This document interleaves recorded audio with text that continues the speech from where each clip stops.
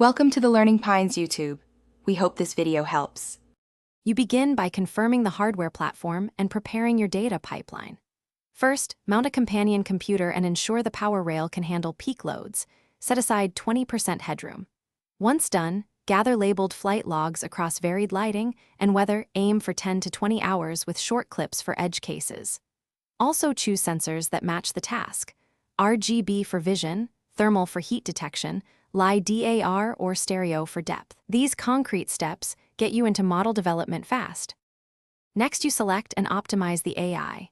Choose a lightweight architecture such as MobileNet or Tiny YOLO and Prune or Quantize to reduce weights.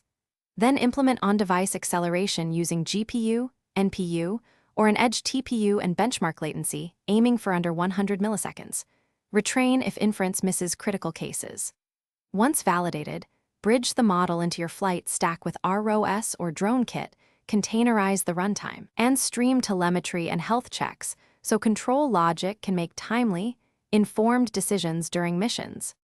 Finally, validate and deploy with a staged approach. Bench tests, tethered trials, then controlled outdoor flights with geofencing enabled. Monitor latency, CPU temperature, packet loss, and false positive rates in real time. Log failures for dataset augmentation. Make sure to bake in fallbacks like automated safe landing, a remote stop command, and degraded mode navigation if the AI fails. If problems persist, reproduce the failure. Add those scenarios to training, and iterate until performance meets operational safety margins.